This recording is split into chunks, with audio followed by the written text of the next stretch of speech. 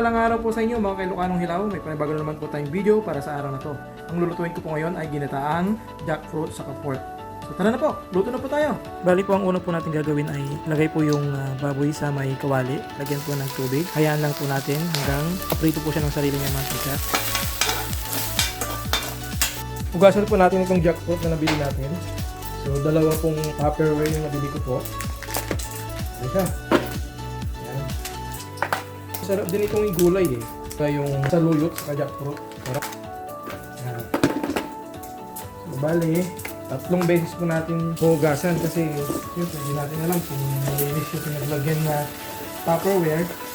Ilagay natin ito dito sa kabila para malinis na maigi. Sarap igulay ito. Lalo sa saluyot. Sa susunod po gagawa po ako ng video para sa gulay naman po. Pero sa ngayon po ay gagawin ko po dito ay ginataan naman. Ay baboy. Natin yung magiging resulta. Tapusin niyo po itong video na ito para makita niyo po kung paano magluto ng ginataang jackfruit saka baboy. So yan, nagmantika na yung baboy natin. Medyo gisa lang natin yung ibang baboy kasi nga hindi siya na prito. So gaya dito. Yan o. So tanggalin po natin yung excess oil. Kasi dito tayo mag-gigisa. Gigisa natin yung bawang saka sibuyas. Ayan. So, magtira tayo ng pang natin, pang gisa. Ayan, pwede na. So, lagyan na natin ng sibuyas. Ayan. Yung mga debris nito ay didikit ko mamaya sa sabaw ng ginataan. Susunod po dito ay yung bawang. Yan. So habang nagigisa po tayo, magpainit po tayo ng tubig para i-dissolve po natin yung coconut milk powder.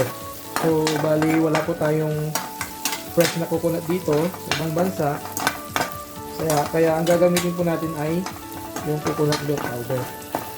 Yan. So magpainit na po tayo ng tubig. So yan po.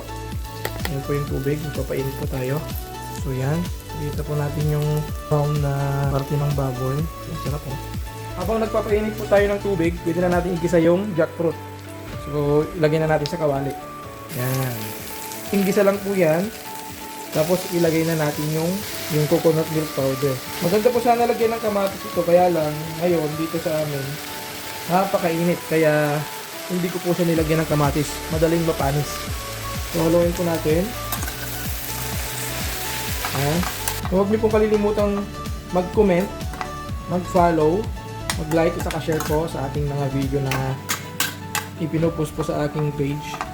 Saka yung mga nag-follow po sa akin, mga nag-comment, mga nag-like, mga nag-share, ay maraming salamat po sa inyo. So, Diyos na po ang magbalik po sa inyo ng siksik at liglig na umaapaw na biyaya para sa support niyo po sa akin. Maraming salamat po. So, hintayin natin mag-brown konti yung jackfruit. So, medyo lakasan po natin yung apoy. So, bali ito po yung dinidissolve kong coconut milk powder. So, haluin po natin. Mainit po itong nilagay ko na tubig ha, para madaling matunaw. Yan. Yan, haluin po natin para hindi magdikit-dikit. Yan o. Na. So, ganito po ako magluto ng nataang jackfruit. So, depende po sa inyo kung paano magluto. Pero sa akin ay ginigisa ko muna yung jackfruit para maglasa siya kasama ng karneng baboy. Yan. So, yan. Pwede na natin ilagay yung gata. Ayan. Yan. Takpan po natin para maluto po siya. Ayan natin kumulo. And pwede na po natin lagyan ng patis. Yan.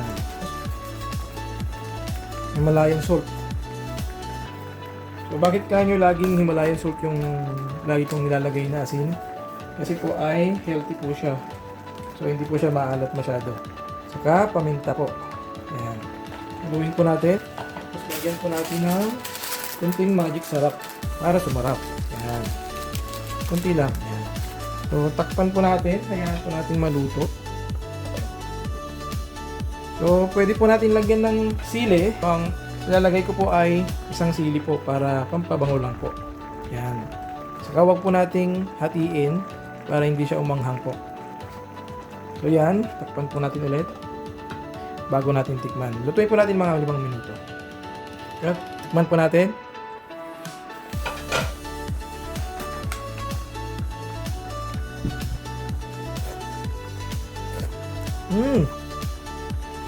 Yummy! Ang luya po ay napansin niyo po, hindi ko po ginisa dahil ang version ko po ay gusto kong fresh at saka hindi nagisa yung luya. So, para sa akin mas masarap po yun. Manunuot yung, kumbaga yung anghang nito. So, another 5 minutes po. So, ito na po yung final product po natin. So, maraming salamat po. Please don't forget to like, share, and comments po and follow sa aking mga video na pinupost sa aking page. Maraming salamat po. God bless!